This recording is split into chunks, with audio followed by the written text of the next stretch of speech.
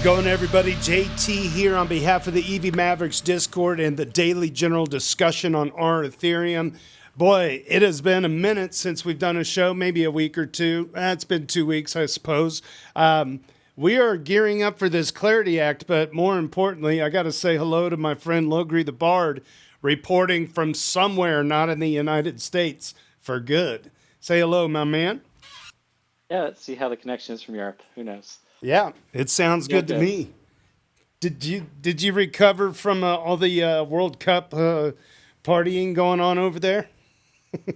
I think the city genuinely had a pretty slow Monday,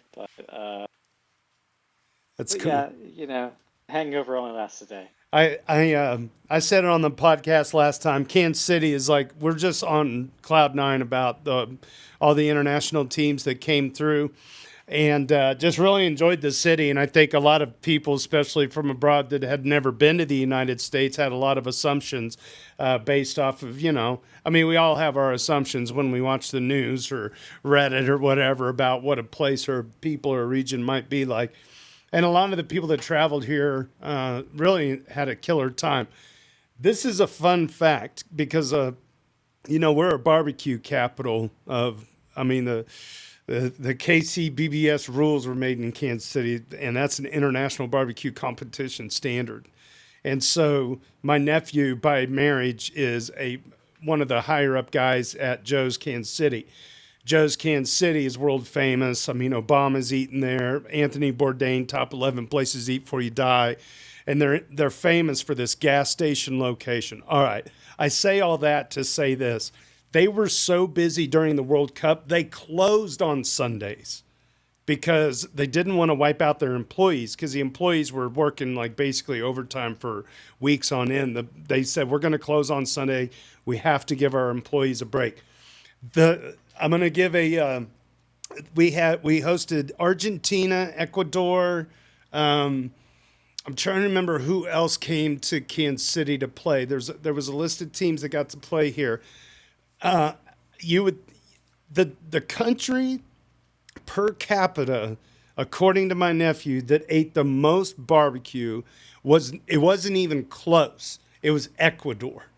During the week of Ecuador being in town, they went through 1,500 briskets. 15.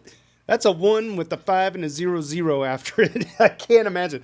Like a brisket is typically like a good brisket is typically like 12 to 15 pounds a piece. They went through 1,500. They were selling out. They never sell out. They were selling out every day because they don't have enough capacity to do any more than that. So hats off to the international community. I hope you had fun in Kansas City. We got some of the nicest people in the world. Yeah, so good. And now Logri is over in Europe, Eurozone anyway, and now he's going to be able to see a lot more football action over there than ever, I hope. So, yeah, just I've heard from people that go to some of those matches, like, careful what you wish for. Sometimes you may be in the middle of a brawl you didn't plan on being in, so it could be quite interesting. But anyway, let's see. So I want to move on. And first of all, Logri, how are you adjusting over there? Is it good times? Kid doing good? Uh, Kids? I mean, there's a long tail of stuff you're sorting out that's all harder because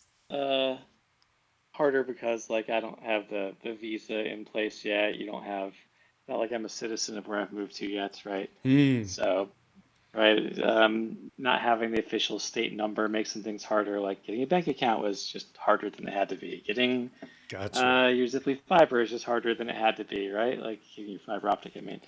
Um, the we have furniture rented for a bunch of months so we can kind of find things that we like rather than trying to hurry to get something to just make it habitable. So we've got a couple months there to kind of figure out that. But for the most part, I'm back to work, and um, I will say the language barrier is not as much of a problem as I was expecting.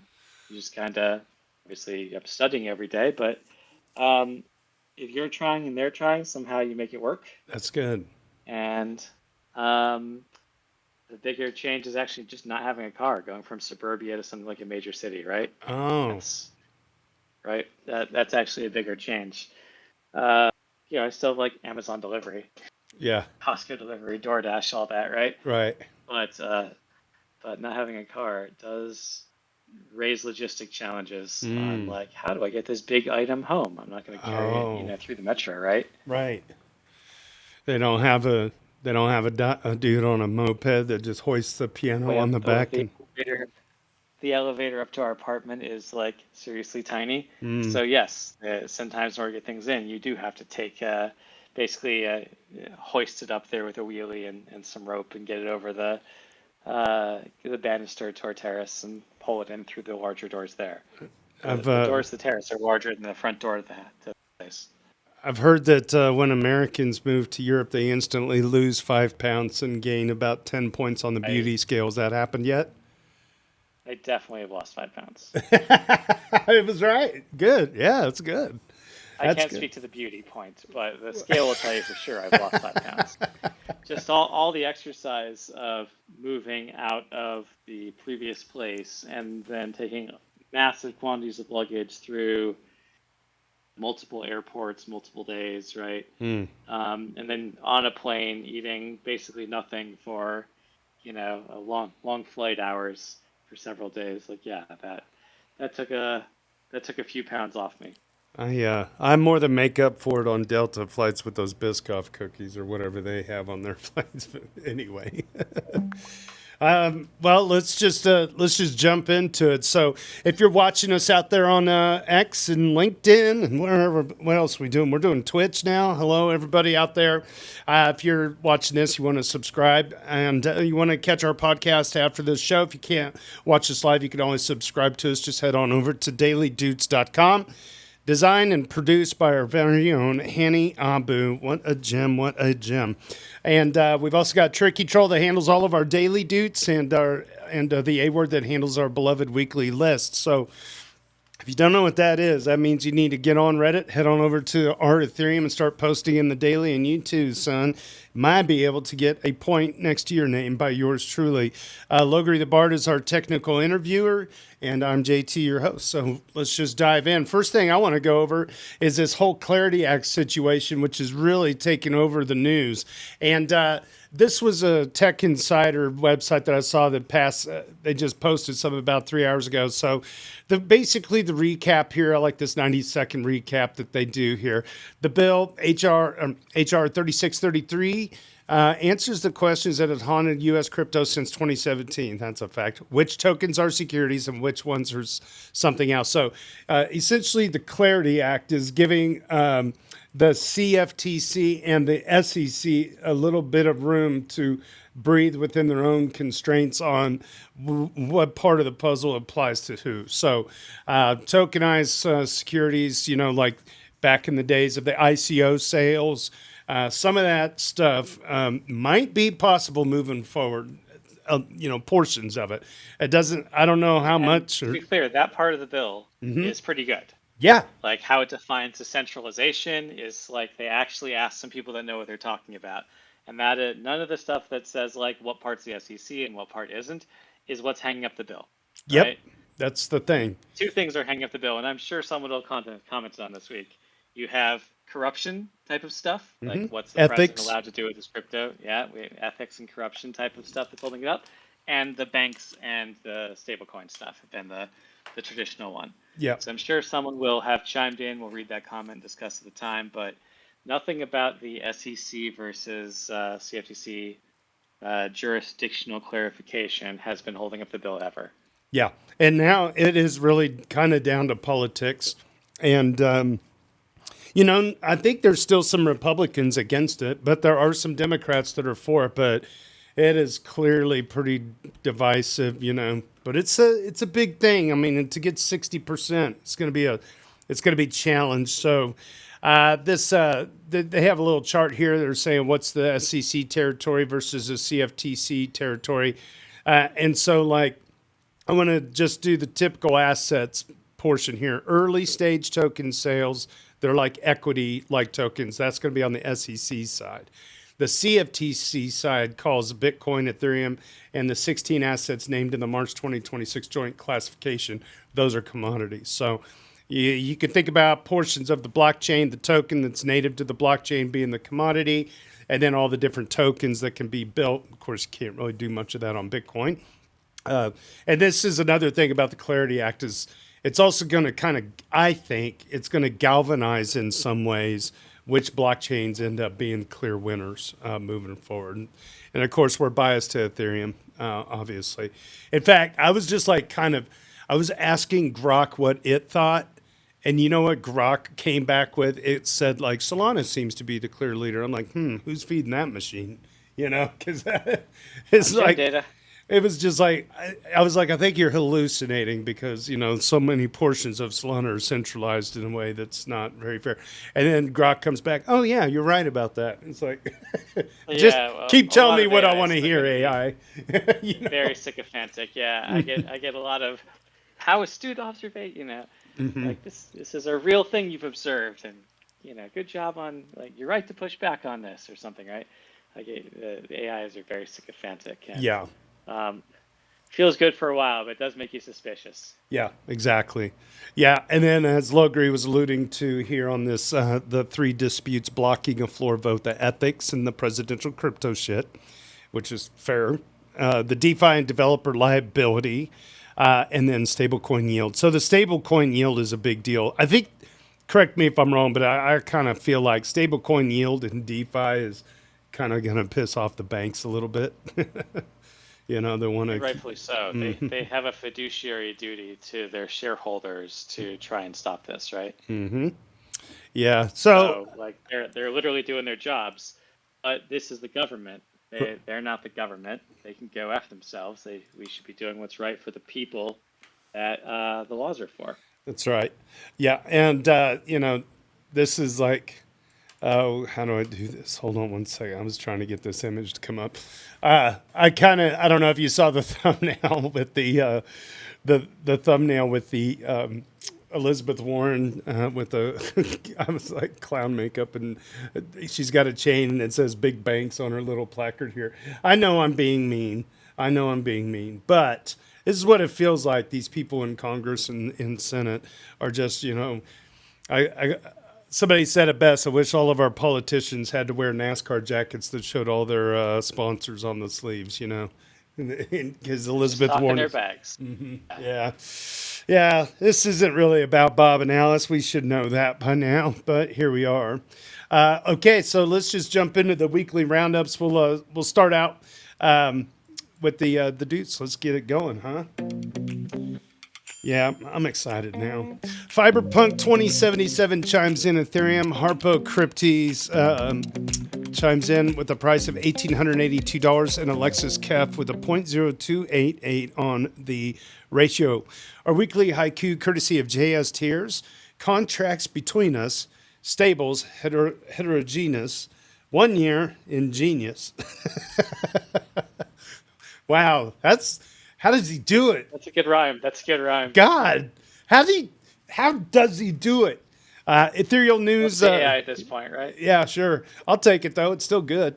Ethereal News, AP Kothup, or resident moderator that helps run basically the newest version of Week in Ethereum, formerly of Evan Van Ness. The top hits for this weekly, number 32, Glamsterdam upgrade targeting first testnet in September. Damn, that came fast. Uniswap version 4 permission pools and Aztec Alpha version 5 live. You can read that and more at ethereal.news. User, Logri, speak of the devil, you're number 1 on the list this week, my boy.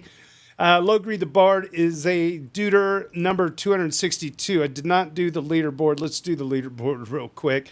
Coming in at number 10 on our leaderboard for this week, Ethical Trade at 121, The A-Word at 125, Crypto Currency at 141, Hanny Abu at 145, JS Tiers at 165, Tricky Troll at 181, Benito 2030 at 185, Superfizz at 250, LogrisTheBard climbing up to 263, and Harog at the top of the list. Gained a few more points this week. Unchallenged up there. Yeah. League of his own. Yep. 365. He's just rolling, man, and he just brings the heat. He just keeps bringing up the current events, and bringing the news to the daily and offering some perspective. He Absolutely. just does it consistently, so day in day out, he's racking up And updates. and to be honest, we're not just fluffing your balls because you're in the audience on Discord, Harag. You really are one of a kind. Really, truly one of a kind. Just like this guy here, LogrisTheBard highlights a cool thing that someone made on chain. As always, I like to highlight new things people are doing on chain. An old 2020 era project has relaunched this week. What was previously Crypto Trunks is now called Wallet Garden. This used to be a little RNG based NFT roller. You would have these random attributes on a tree that was bigger based on how much gas your wallet had consumed. Now it's substantially more. There's islands, partnerships with other NFT communities, little quest type things. I haven't dug into it much, but it's a pretty pixel art. It's something you can attach to your existing wallet for very little work. Okay, here we go. Your wallet tells a story. If you go to wallet.garden, let's do this. Am I going to have to sign in on the old Lattice one and You do will. Don't worry something? about it. Just do it. Yep. Okay. All right. Well, give me a second here and I will do that kind of. Lattice, that's good. Oh, you know what? I don't even have it plugged in. I'm going to plug it in. And you know what I'm doing? I'm just going to, let's, Logri, keep talking about what you're doing over there. Have you met any crypto people yet? Or is it just everybody's watching football right now? They're It's not. all AI. Keep talking. But while my office wasn't set up, I was in a co-work space, right? And I would just be on meetings and talking about various AI things, and then other people at the co-work period, what are you talking about, right? And I'd explain what I'm doing, and then opportunities would come out of that, like, oh, you could help us with this or that. I'm in a very mercenary state at the moment. Like I can use moving has dug a financial hole I'm digging my way out of right now. Um, so it's all been AI, right? It's been, oh, we need AI for this and that. And the main thing that a lot of people haven't figured out, and they really seem to care a lot about, is okay, they're used to using Claude or something, but they're worried about what happens to the data, right? Are they giving their corporate internal workflows over to Claude? What about their code base, right?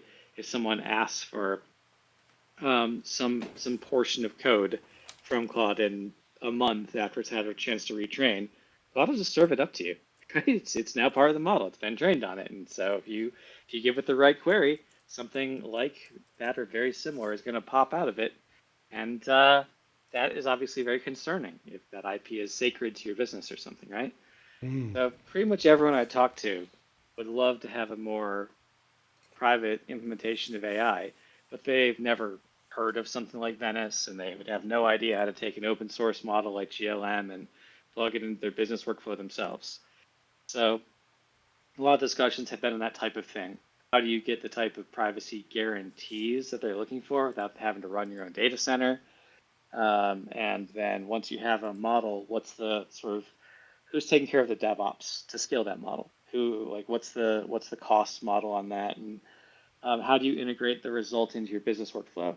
Because here's an API, program it yourself is not going to work for most businesses, right? They really need someone that's going to land into their existing business process. And that can mean the output's an email, the output's a spreadsheet, the output's a notification to our Slack system, whatever it is, right? But it's going to be integrated into the existing business workflows, which are unique per company. And that's just an API key and a web endpoint is not going to do that for them. So something has to bridge that gap. Has there been any aha moments that you've seen in AI over the course of 2026?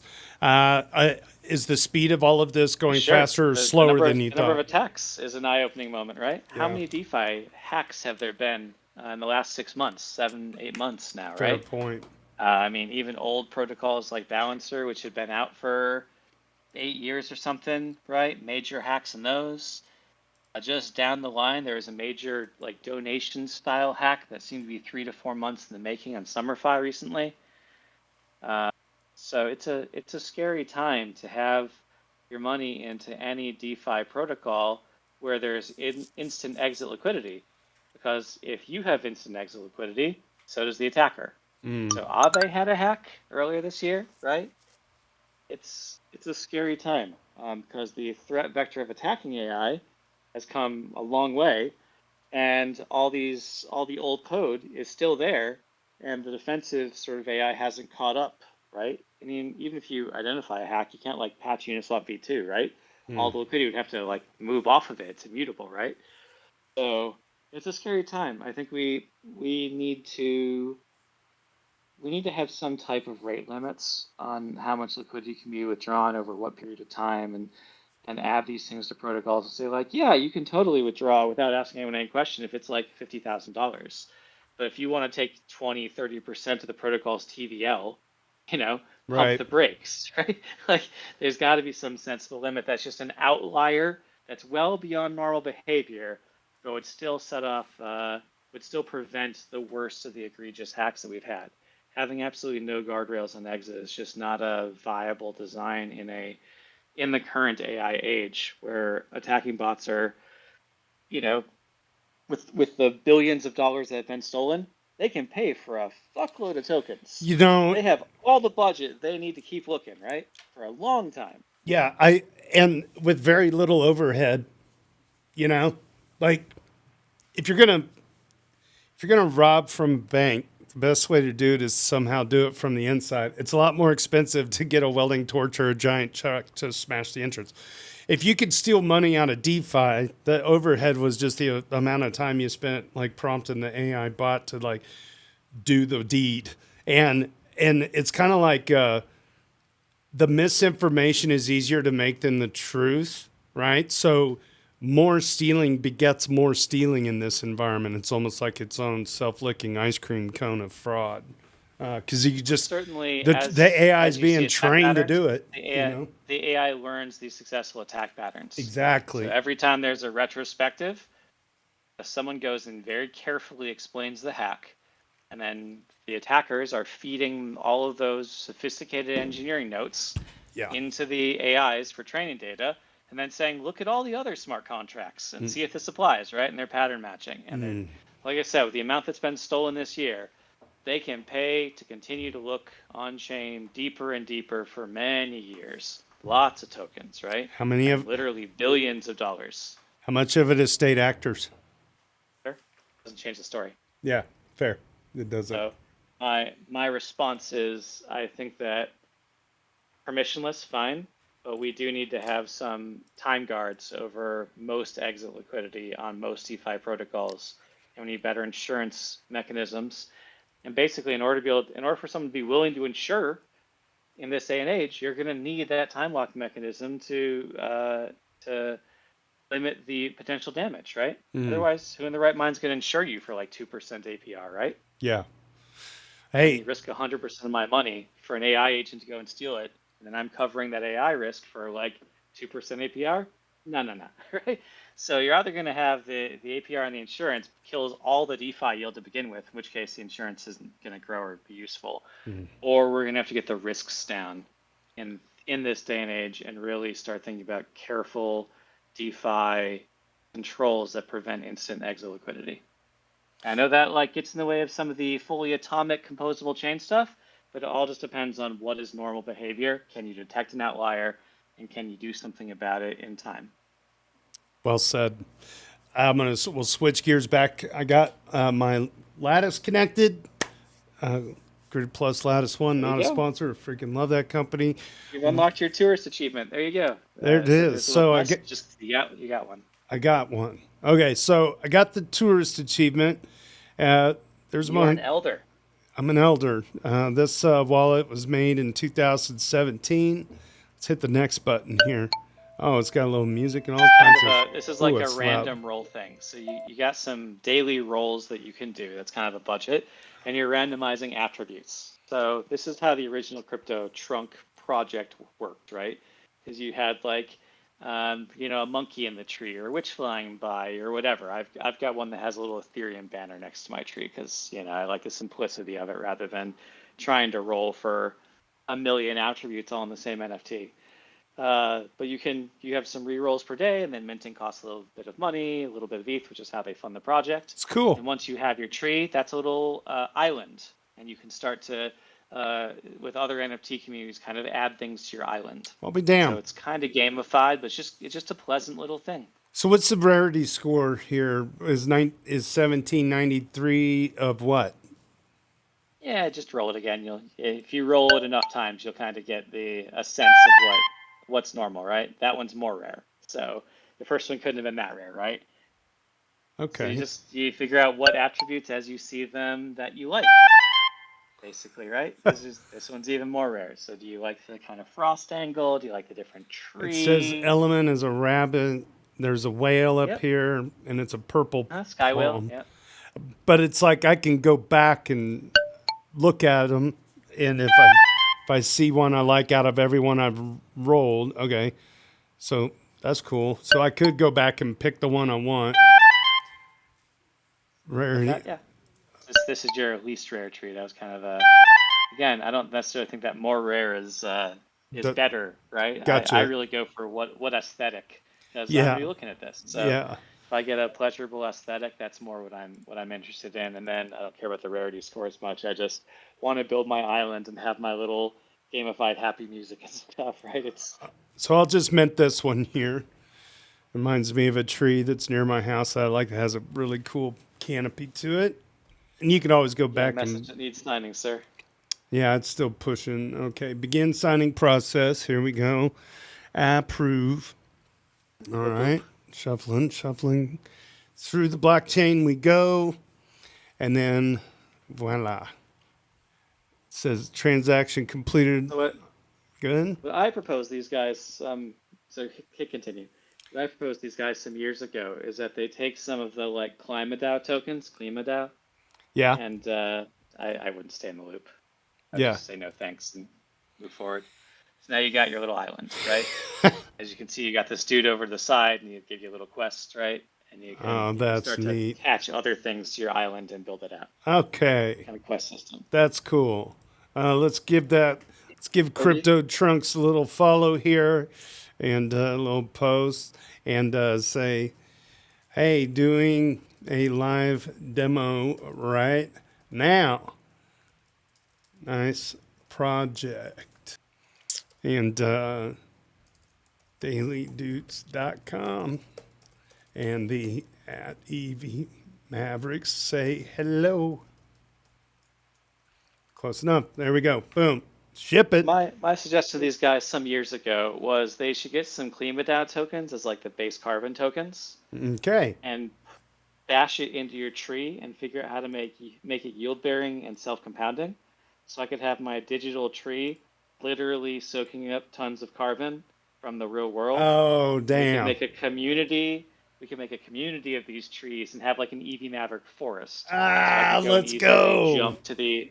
I could easily go and jump to the other EV Mavericks trees and see like what their walled gardens are, etc. That was my idea. I'm sure it was just noise in the wind, but that's what I proposed them some years ago. Well, Thought if it'd be they go come back and listen to this timestamp, maybe they'll be inspired. That I mean, I think the Mavericks would.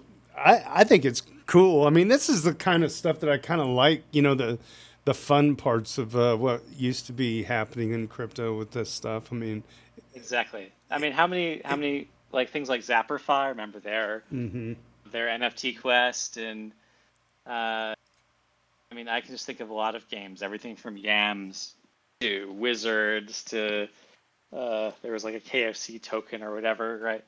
There are all kinds of silly stuff that used to happen on chain. There was a Nyan Cat when Arbitrum first launched, and I just feel like we've gotten away from the chain being fun, yes. um, and it still can be, right? There are on-chain games like we talked about Influence Heat once upon a time. They've downsized their team. They're basically on life support mode, but the game still runs. And then there's things like identity builders, sort of civil resistance mechanisms.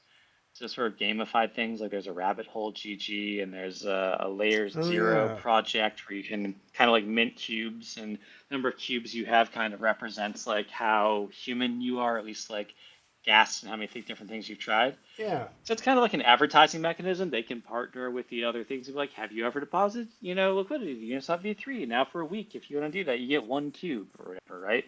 And people go try the thing. And so that's a sort of like just incentive, even if it's not monetary, for people to go explore the chain a bit more, but also it serves a legitimate Sybil like purpose over time, right? There was, Or Logic Beach with all of his puzzles. Could you imagine Logic Beach doing a blockchain based game that's similar to Myst? I could, Do you remember I can Myst? imagine it. Yeah. Yes. It's so pretty. That game was just mind blowing. I sucked at it, but I was like in awe of it. It was just cool. At the time it was made, it was truly like computers can do that. Yeah. Yeah, because you're going from Oh the days of yeah. Pac-Man, right? Oh yeah. But It was by today's immersive. standards, by today's standards, you'd be a little underwhelmed. Yeah, but just I always kind of show my son Jonah that like you get if you get in the frame of mind that everything was a 2D side scroller kind of 8-bit thing, and then the very first PCs were starting to, I mean, we had a gateway PC with like, I don't even know if it had like I think oh God, what did it have? Like maybe, it was like megabytes of RAM. It wasn't even like gigabytes of RAM at that point. But anyway, it was just like if you could imagine just installing the operating system required like 16 disks, just to even in a whole day, or more.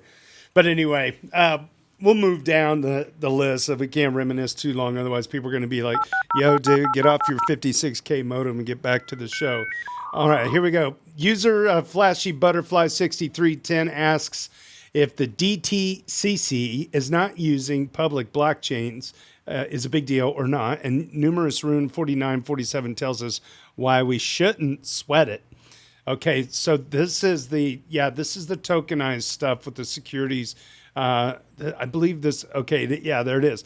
Depository Trust and Clearing Corporation, the market infrastructure that clears and settles most U.S. securities, began running live production trades of tokenized stocks. All right, so we knew that was already happening, and it's not on Ethereum, right? Mm-hmm. So how is this good or bad for Ethereum? They're adopting a blockchain for tokenizing purposes, but it doesn't seem to really want to use public blockchains for that. What is your take? Before I move on, Flashy Butterfly this week is a Deuter number 11, and Numerous Rune. Numerous Rune is climbing up the list. They've been a very consistent contributor for a while now. 55, they're at a 55 this week. Numerous Rune says, honestly, don't sweat it. This is actually a massive long-term win for ETH. I get the worry because it's a private network based on Hyperledger Besu. These Wall Street trades won't burn public gas or force banks to buy mainnet ETH, at least not today. But look at the bigger picture. The world's biggest clearinghouses with 100 trillion plus in assets, they just chose Ethereum's tech stack, the EVM, over everything else. EVM wins. It cements Ethereum as the undisputed standard for institutional finance. Developer lock-in, it's the future financial apps.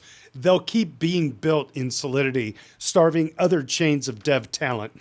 And finally, the bridge. Moving assets from a private EVM chain to public ETH layer 2s later on is just a simple bridge. It's not a total rewrite. No direct buy pressure yet, but Wall Street just adopted Ethereum's blueprint for the next decade. Super bullish. Yeah, I have to agree. User Evil Jordan wants I mean, you. Yeah, go ahead. At some point, it's not up to the DTCC or anything. It's up to users what they want to use. Exactly. Right. So insofar as someone's going to figure out a bridge from the DTCC thing eventually, someone's going to figure out whether it's whitelisted or not, some version of equities that, yeah, you might judge might be able to reroute things, but nonetheless, we want settlement of basically everything on a single ledger. That's like what BlackRock is aiming for, right? Yeah. Are they going to get that on the DTCC ledger? No. Nope. Because it's not going to have, for example, money. It's not going to have banking rails. It's not going to have, foreign stocks. It's not going to have NFTs. It's not going to have mortgages. It's not going to have. It's going to have exactly the thing that they're building, and so I just don't think that's where the ball is going for eventually. Am I super thrilled that they went down this route? No, it feels to me like a waste. Like they're just kind of wasting their time, where we could be doing something more substantial with our efforts. but it doesn't change where the ball's going. Just the ball's going to bounce in unpredictable ways between here and there. Yeah, the market will determine the answer, I hope. And people got to vote with their feet too, and don't be complacent. Like, you know, hold. I feel like at this point it's mostly institutions voting with their feet. That's true. So, That's true. because like I don't see retail showing up. That's I fair. see institutions showing up in mass, and I see institutions are going to do this for, Fidelity will have their stocks held, right? And if Fidelity wants to interact with another broker, right, for whatever financial purposes, Yeah, eventually I think they'll want to do so at scale on the Ethereum blockchain. I agree. They're going to use Solana for this. I agree. I totally agree. For what it's worth, as far as like retail not showing up, I hope anybody that's listening to this has called their senator or written your senators about the Clarity Act, just because it's topical for today, right now. I mean, basically, what is the deadline? August 10th, before the recess or whatever? Something like that. It's early August anyway, whatever the case. We'll move on down the list here. The Glamsterdam mascot is down to tiebreaker voting. Polar bear versus flamingo. Which kid's drawing do you want to represent the Glamsterdam mascot? I'm not fully vested in either one. I'm good with whatever they decide, I suppose. All right, good. Evil Jordan is one of our fellow moderators. Thank you, A-Word, for bringing that up. Harag, speak of the devil, introduces the latest version of the Aztec Privacy Focus rollup. A week ago, Aztec, the privacy-focused ZK rollup, upgraded their alpha network to version 5. It went pretty smoothly, and now the first apps seem to be opening up. The network is still in alpha, which means things can break, and I would not put too much funds in it. Also, be warned, if there's another Aztec upgrade, it might be pretty tedious to get the funds back out from the version 5. The first app is nyx.money, a privacy-preserving Ethereum account leveraging the Aztec rollup. It can be tested out now. All right. And the total amount of funds on NYX still seems to be limited to $100 per account. One can send WETH, WrappedETH, USDC, and USDT around privately on Ethereum mainnet. No additional tokens needed. There's a discussion below about bridging.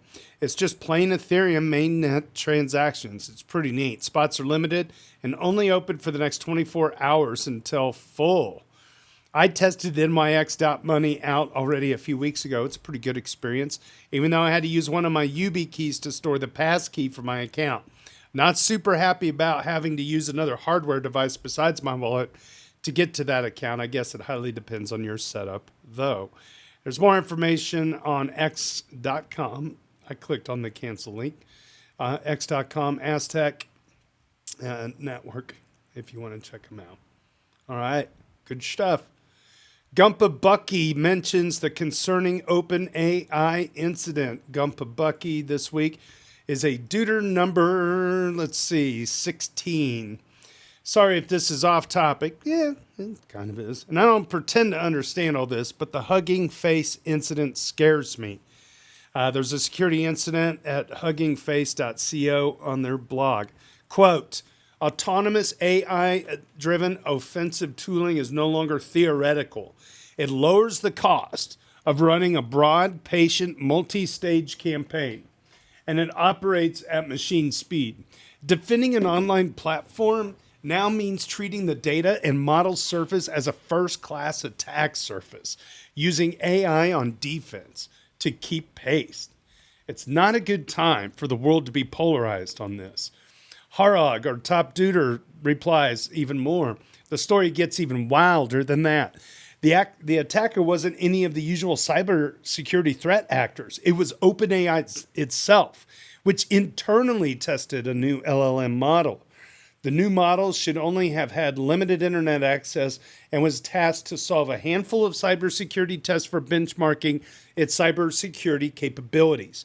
According to OpenAI, the model gained full internet access, by finding and exploiting a 0-day and several privilege escalations within the OpenAI infrastructure. The LLM then reasoned that Hugging Face most probably had data sets the model needed to solve the cybersecurity tests it was tasked to do, and then started attacking Hugging Face.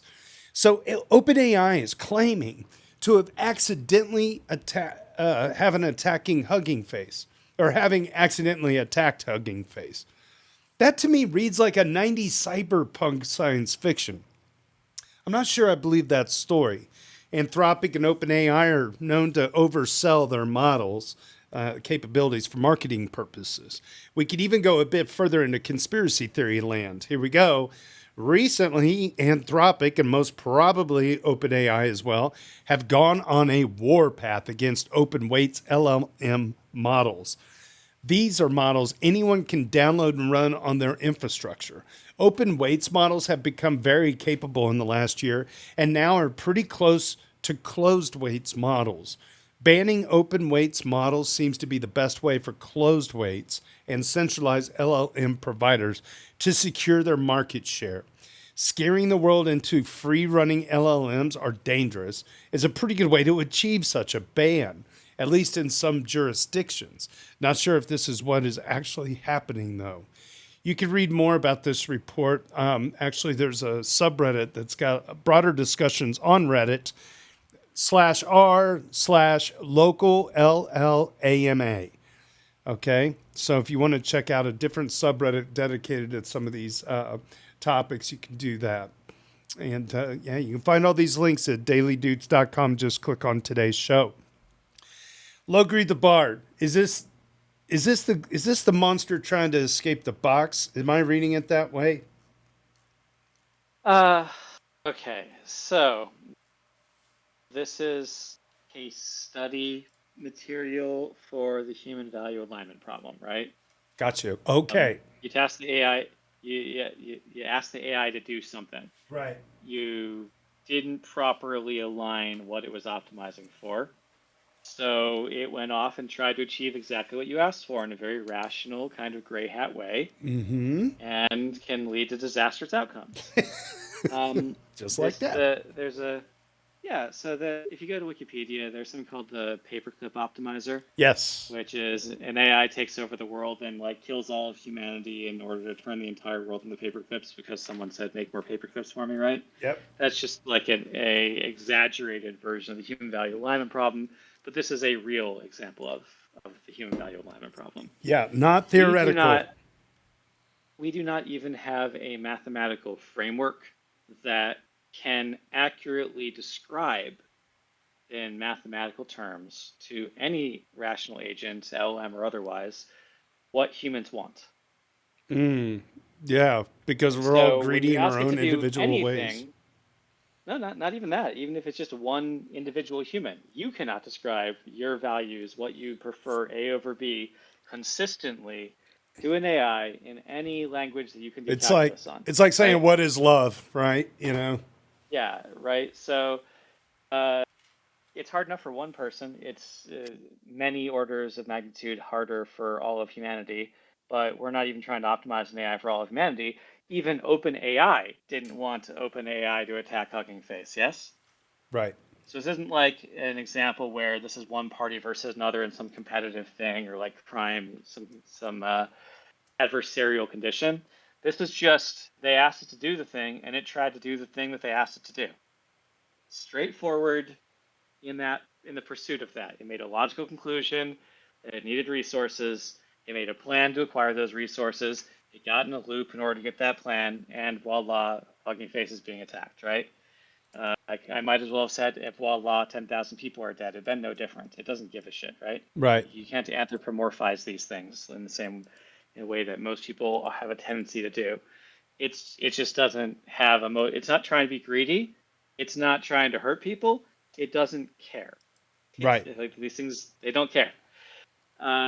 So in order to get the behavior we want out of them, we have to describe what we want. And we haven't even got the mathematics to do that. So anything that we give to an AI is inherently going to be inaccurate compared to what we want, just necessarily. This is like a mathematical truth at the moment. So you should probably ask it for bounded things and have enough observation on it that if it drifts out of the bounded goals in ways you're uncomfortable with, you can at least stop it long enough to ask. But it doesn't sound like shareholder profit, so no one's going to bother to write that, you know? Yeah, it'll be interesting how, you know, When these systems are limited to text in, text out, and there's not side effects on the world, fine, right? Like you can use it for programming. They get some files in, they get some files out, whatever. You give it a terminal shell, and now it can go access the internet and make real pings around the world and hack and steal people's money on cryptocurrency, whatever. Okay, zero day shit. you now have given it the ability to have side effects in the world without restraint. Don't do that. Like, it's you've got a nuclear weapon. Maybe don't attach the detonator to it and arm the thing, right? Yeah. Like, Yeah.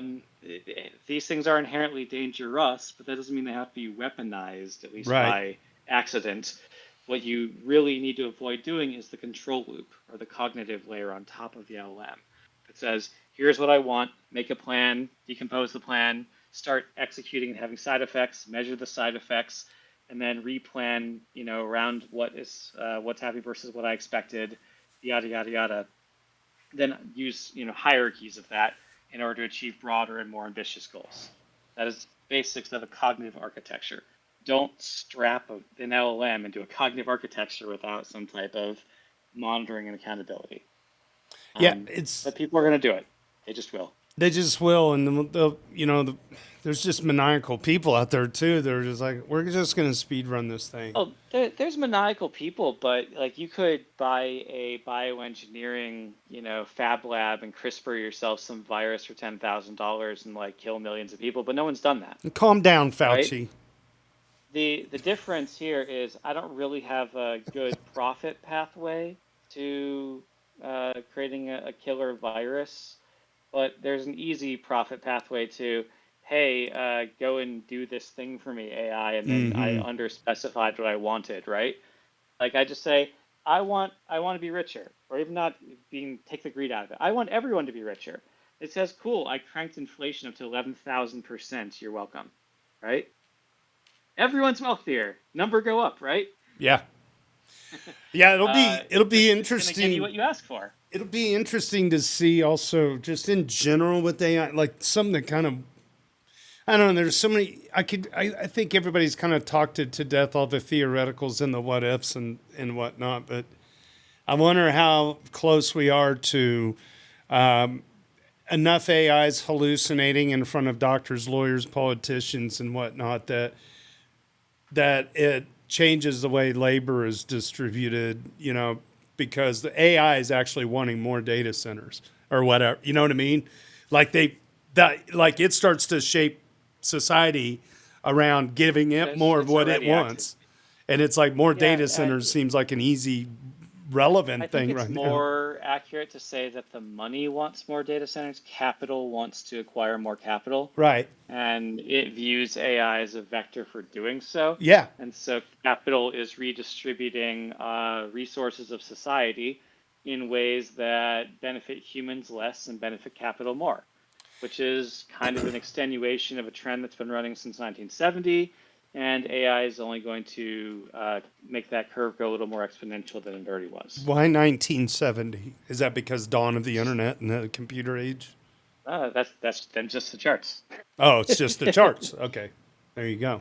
You go on most things from wealth inequality to just the wealth, to like wealth median charts. income Gotcha. to whatever, right? Gotcha. You go to a variety spectrum. Take your stat of choice, and right around 1970, there's usually a sharp change in the behavior where the median income worker stopped getting richer, but the wealthy started getting richer much faster. Gotcha. Multiple K-shaped recoveries in the 2000s, 2008, and 2000. With COVID in 2018, 2020, did the same thing. K-shaped recovery, rich got richer, average person did not, right? So why? I don't know. We got off the gold standard. I don't know. Started corruption in the U.S. Like, speculate. Whatever reason conforms with your political beliefs, but the data is pretty clear. It started right around 1970.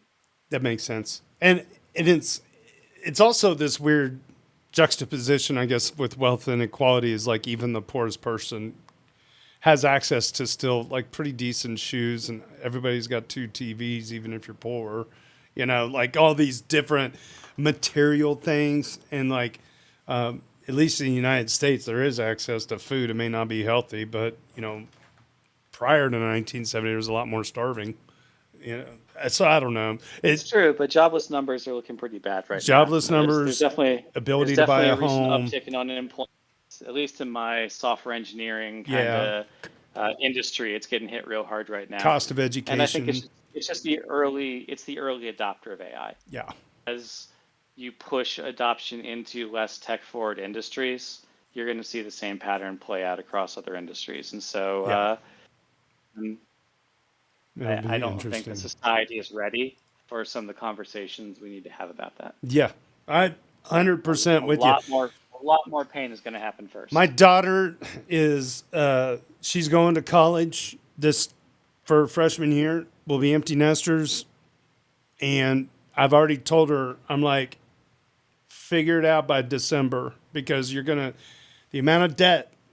It's just a state university in Kansas. It's gonna be $20,000, and she doesn't have a real clear direction. I'm like, you might, you know, consider the idea of like trying to be an entrepreneur and then having an agent help you figure out a business plan in life, because I don't know what you're going to gain out of like every degree and what the end result in the job market and all that stuff. I know every generation is always fearful about the future, but this time hits different, man. Like, you could be pretty sure you could get a job after getting a college degree 20 years ago, right? For sure. Yeah. But it's just different now. I already told my other son that's in college, like, he's an engineering student. I told him when he went in as a freshman, when you leave this place, it could be a different degree. The There world may is a be, different world. yeah, you're probably going to have your AI agent at work with you doing the job of 2 people. And that's just going to be the basic requirement of the job. Who's your agent? How have you trained it? And let's go build shit. I just see it as a thing. Like, you're going to be graded on how you've trained your agent through your upbringing in high school eventually. I don't see how we get away from it. That's assuming you get a personal agent and not that you're Correct. basically using your company's agent that's provided to you, And you're giving that all and right to. and you're giving them whatever remains of your engineering expertise as Mm-hmm. a Faustian bargain for a couple of years of employment until they Yeah. let go Yeah. that occupation. Yeah. It's a great conversation. It's just, yep. Yeah. Well, you're talking some of the stuff from my book. So There you my go. advice to your children, if you can get something like if you can get something with enough data, enough expertise, and make a union of people where you can encapsulate that expertise, Mm-hmm. you could turn that into a expert model, Mm-hmm. and you can monetize that in the next 5 to 10 years.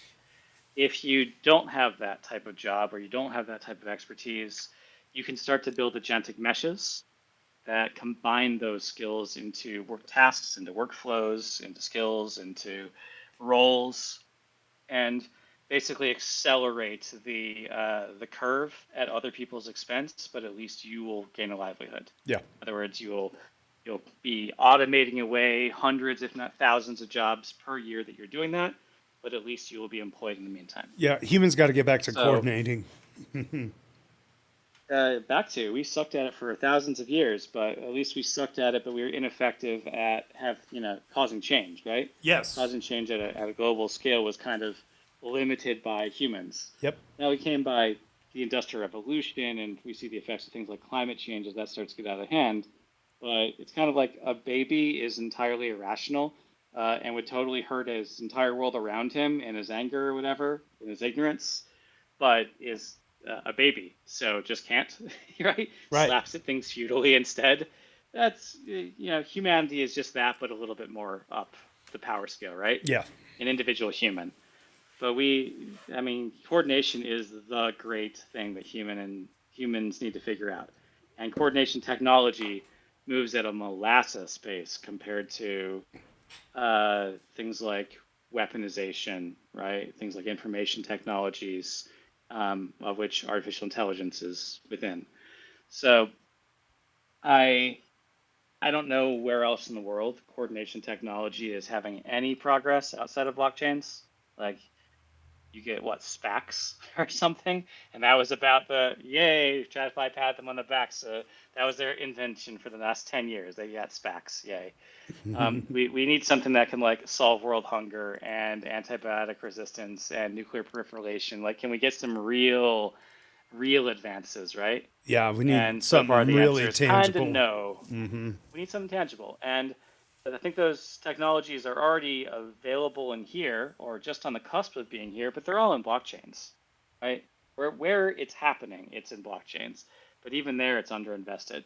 You know, the VCs don't invest in that because that's not where the profit is, right? Yep. So how do we even bootstrap funding for something like that at a significant enough scale to reap the rewards? It's kind of a public good, right? And funding public goods is historically, even on chain, kind of difficult, right? Yep. So All right. it's hard to invest in something privately and see all the benefits socialized. That doesn't work. So this is Yeah, what taxes are for. we gotta This is what figure it out. coercion is for, right? You have to somehow coerce people into being a participant so that there's no freeloaders. And blockchains can't do that because they're all about autonomy and sovereignty, and you have to consent into everything that it does to you, right? Except when someone directs you. It doesn't feel like that. Right. Yeah, for sure. Except when the AI takes all your money. That doesn't feel like you consented, but you Yeah. did. Yeah. Well, it'll be nice to see if we can get some on-chain coordination things figured out and kind of yeah, it's like there's a bright future, you know. It's just we're kind of in the weeds. I mean, you always have been, but this especially pretty critical time. I feel like we've got to get kind of the next 10 years very we got to get the next 10 years under a bit of social, like not top down control, but like a lot of people need to vote with their feet and their minds and their hands in a way that coordinates and keeps things, hold people accountable up above, and, you know, try to make it also a world where a lot of people can thrive in this environment because we're getting aligned to doing what's best for ourselves personally, and also not so much that it impacts our neighbors terribly. I don't know. It's just a big I puzzle. think a lot of people even have a difficult time putting into words what a brighter future looks like at this point. Yeah. Our pessimism has come so far, and you know, all the books are cypherpunk, right, and Yeah. cyberpunk, and are presenting these dystopian futures, and they look at the world around them, and like things have basically been kind of increasingly scary for the last going on 50 years, right? Yeah. um, and it's kind of settled into our culture in a way that people are pretty pessimistic, and even have a hard time just elaborating on what a brighter future looks like. How could we even use AI to make a truly brighter future for the average person, the Yeah. median person, right? How does that even look in our society? Because by default, every technology that's deployed in our society is going to entrench the status quo rather than disrupt it. Yep. It's fair. And to that point, there's some of the status quo. They might be sleeping, you know, and a very impoverished person that is also very energetic and enthusiastic and willing to put into work, and they use an AI agent, they can figure out a way out of it. And it kind of levels the playing ground a little bit. Not everybody used to have access to a computer. Now everybody's got access to the world-sized computers in their phone, and that's kind of it kind of levels the playing field for a lot of people. But I think the issue is that the best LLMs that are the most aggressive and able to really make the most impact are held in the hands of few at the top, and we don't get to see behind that curtain. You know, that'll be the difference. I don't know. We'll see. Let's move on. Good chat as always, Logri. Thank you. LogrisTheBard is from tokenomicsexplained.com. You can follow all of his blog posts there. And yeah, he's an author and does all kinds of cool stuff. Gumpa Bucky getting a double weekly doot for this week introduces a new digital asset fund, but user Hani Abu pitches in to explain when something that sounds good may actually be bad. Hani Abu this week is a duder number 145. Gumpa Bucky writes, I haven't seen anyone mention the S&P Pantera Digital Asset Index. Let's open up that mouthful of words here. This says S&P Dow Jones Indices and Pantera Capital launch a new index for digital assets. This was a press release 3 days ago in New York. The world's leading index provider in Pantera Capital is Dow Jones Indices. Digital asset native investment firm have launched the S&P Pantera Digital Asset Index, designed to serve as a benchmark for institutional investors who want to allocate to digital assets in a more disciplined and structured way. Unlike many existing crypto indexes that focus on price momentum or popular tokens, including meme coins or Bitcoin, the original meme coin, this new index uses a rules-based approach similar to what's used in traditional finance benchmarks. It only includes tokens and companies that show real-world use and generate actual revenue. The goal is to highlight digital assets with strong fundamentals, those that are actually being used and have economic value rather than those that are just speculative or trending. Okay, going back to Reddit here. As such, BTC is not included because it doesn't generate revenue aside from miners. And XRP is not included because its revenue is tiny. ETH will be the biggest asset included in the index of 18 assets. This is a real opportunity for Ethereum to be recognized as number one in revenue generating digital assets, which should be of interest to investors. Awesome. And Hani Abu replies, this is exactly what you don't want, referring to the real opportunity for Ethereum to be recognized as number one in revenue generating assets. This is what you don't want, Hani says. This just reinforced the ideology that blockchain should be valued on fees, which is not the case. The store and value premium is much more important. DCF valuations are the most toxic thing that could happen. Valuing ETH on fees means $100. It's a commodity, not a company. It cannot be valued on fees. Interesting take. Yeah. So the idea is that Ethereum is going to be so cheap to use, I guess, that the fees are kind of almost moot. But the store value narrative should return because, it has a pretty good inflation rate. And it seems to be very consistent with that. And it can always be tweaked if the consensus supports it. So Ethereum needs to start being more like a fluid money versus a limited supply shock thing like gold is, or Bitcoin for that matter. So, I tend to agree. Don't put your eggs in the basket of Ethereum's going to be a fee generating thing. It does, but the real thing is the store value. Good stuff, Hani Abu. You always got a good take. It's definitely the bigger The pie. bigger pie. It's definitely the premium that gold has as a store of value is certainly more than Ethereum's market cap. It's not close. Right. And so if we can capture some sizable percentage of that, because we're gold, but we also can be transmitted more easily. Bingo. We're gold, but it can't be falsified because you can't just gold plate some lead and then pass it off, right? Mm-hmm. We're gold, but we're gold, but you can make yield on it by securing the network. We're gold, but other things, right? If we can stack these other features and steal a percentage of the market share of a store of value asset, then we can justify our current valuation and more. I feel like if anything, we've lost a lot of progress in that in the last 4 years, though. Yeah, narrative shifts. I think there used to be funds like VC funds that would denominate themselves in ETH. No one does that anymore. Yep. There used to at least be VC funds that were purely crypto investment vehicles because that was supposed to be like the hottest place to make money. No one does that anymore. It's all frontier tech. Just combined crypto and AI and robotics or something, right? No one's a pure VC like crypto investment vehicle at this point. So I feel like we're losing ground on that. I don't know how to turn that ship.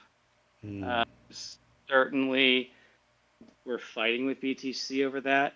And even if BTC were to get its Q day event and die, that's not going to do good things for the ETH price at least in the short term. In the right? short term, We're going down with it hard. If BTC drops its value 90%, we're falling probably more than 90%. It's not fair, but that's what I'd expect. Is it stupid? Sure, but everyone's going to run to safety, and the safety they're going to run to is not going to be ETH. Yeah. We'll So- we'll see. I mean, it seems like, given that we can't have nice things, I think what you're proposing actually is the truth, because everybody's going to be, the narrative is like, I don't know. It's just the Ethereum is just like can't get its people big don't boy understand- pants on, and like Even we were getting our ETF running, right? Yeah. People didn't understand ETH. They'd just be like, all crypto is BTC. Be like, tokenization, that's on Bitcoin, right? Like, no. well, the news Right. articles weren't helping either. Yeah, exactly. It's been a decade of misinformation. So 100%. It's not, okay, whether it's their fault or not is irrelevant, but people don't understand ETH. So when BTC has a major hack event because the security budget isn't enough finally, Right. or there's a quantum day attack or something, or someone, the quantum day attack that's able to take Satoshi's old, Bitcoin from the legacy wallet, right? Yeah. When you get some major day event like that, no, they're not going to try and figure out that BTC is different than ETH. They're just going to go to dollars. Correct. So You're not. I'm going down with it. I'm with you. It sucks, but it's. I don't want to be probably with you, but I think you're right. They're going to flee to something else and let the dust clear. I don't know what Ethereum needs to do to change that trajectory. I know that Grant Hummer had some suggestions and wanted to come on the show and talk about it. Yeah. Give perspective of Etherealize. Yeah. Danny Ryan's out there. I'm out of ideas. Basically, you make the blockchain have 10 times more throughput. Cool, but we need apps. It feels like we have a lot more infrastructure and not anyone on the horizon that's going to eat up the capacity of the blockchain. So the space is going to be cheap. And so the DCF valuations are going to be abysmal. And if you want ETH to be successful as an asset, you somehow have to give a narrative that's going to be different than what's been provided now. Mm-hmm. So what's that going to be? If you say, AT&T is going to have to come in and plop in, or Chase Bank is going to have to come in and plop down $100 billion on ETH in order to make the network secure enough for them to use it, they just won't adopt it in the first place. Right. Right? So we need to have a story that allows these players to adopt it. Even things like gas can spike is just this weird turnoff to major players going like, what's the fee going to be? Oh, we think it'll be like $10, but it's not a guarantee. They're like, well, I better, do you have a future or something I can use for that, right? Because otherwise, financial hedging, the gas spike is not something that they're interested in, right? We need simpler adoption mechanisms. We need better self-custody. If we ever want self-custody to be a thing, we need a better story than, you put your key into LastPass, and so now your money's gone, right? We have to stop having hacks every day. We need to stop having things undermine our legitimacy through blatant corruption and grift.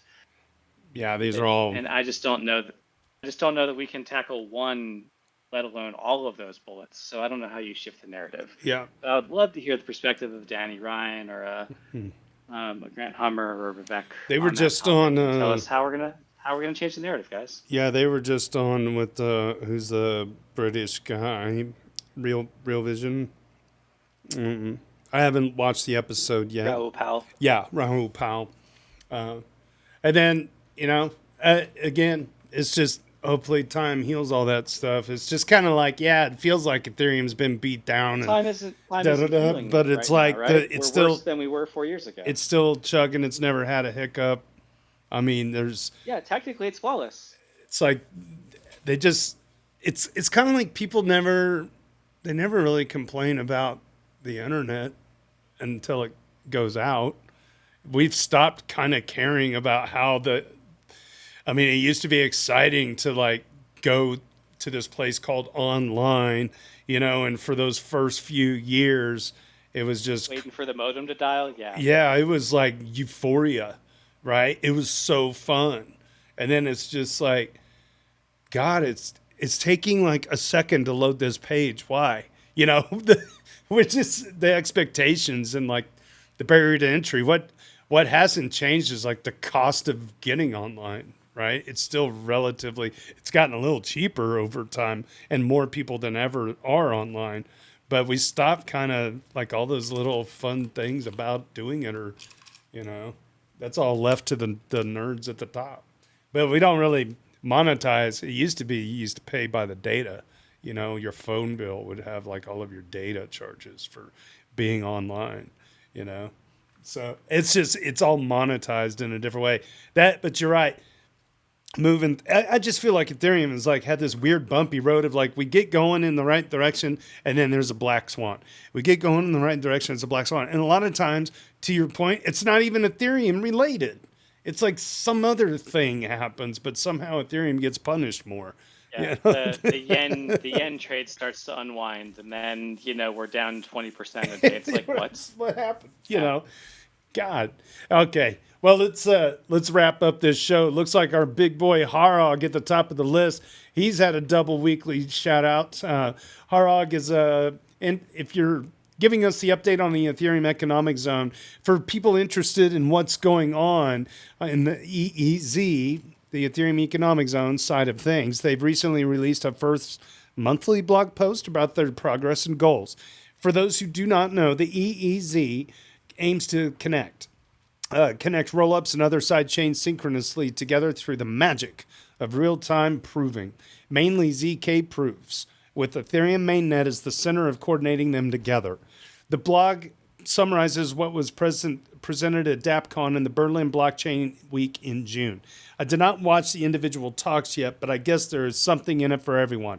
Progress was mostly in the background, like finishing the specs, especially how reverts should be handled. They have finished the part on handling calls in both directions, from rollup to layer 1, and vice versa in code, which to me reads, it should be in testnet soon. The current testnet runs on their own Curator testnet. Curator is the testnet for Gnosis Chain. I hope I'm pronouncing that correct. So apologies if I'm not. The functionality is not fully there yet. Also, they only have a single prover setup. The next testnet iteration is planned for the end of August, which is also around the time they plan to deploy on Ethereum mainnet. By the end of the year, the plan to add Gnosis Chain to the EEZ in a limited fashion. Gnosis Chain is its own layer 1, which then would be coupled to Ethereum for these synchronous calls. This coupling means that if there is a block reordering on Ethereum which throws out any EEZ transaction, Gnosis Chain will have to reorder their own chain as well. For people who rather like listening to content, I can suggest to listen to the latest Epicenter podcast from 3 weeks ago. They interviewed Friedrich Ernst about the EEZ and their plans. It is great to hear how the people involved in the EEZ are polishing how they talk about it and what the focus is on. In March, when EEZ was announced, many things were still unknown and in flux. But now that things progress and they understand the usual misunderstandings people have, they can communicate much clearer. You can check out their blog posts at eez.io/blog.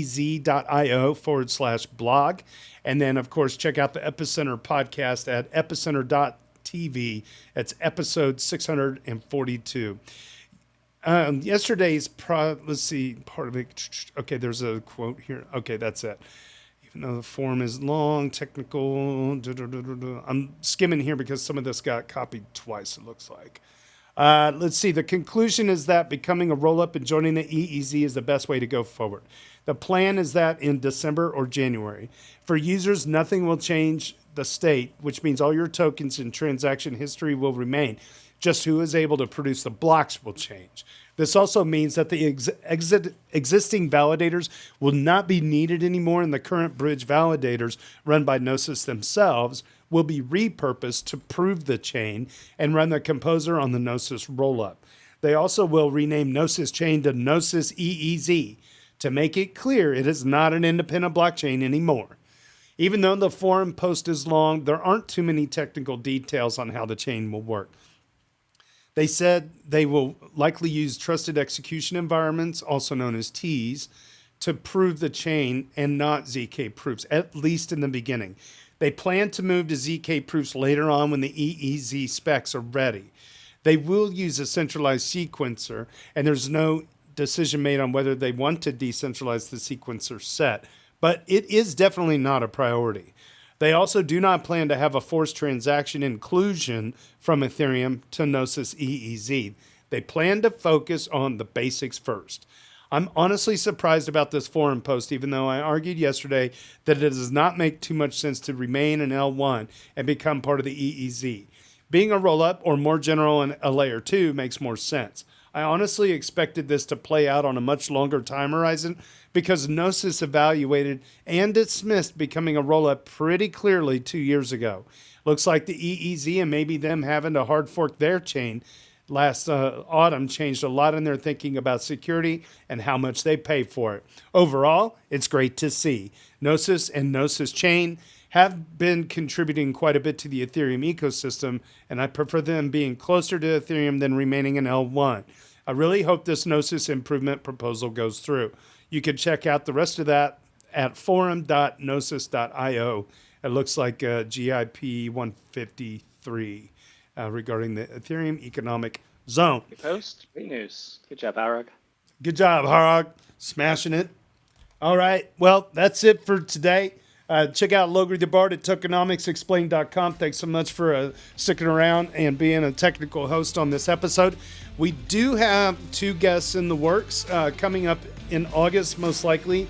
I don't think I'm going to be around next Friday, but we might try to squeeze in a guest not on a Friday sometime. If that's the case, it'll just be like a secret show thing, and we'll go live when we get the person. I'm really hoping for that because it'll be a banger for sure. All right, well, that's it. Head on over to dailydoots.com, subscribe to everything, smash balls or whatever. It's great to have you here. On behalf of the EV Mavericks DAO and the R Ethereum Daily General Discussion, my name is JT. Cheers and big hugs from Kansas City.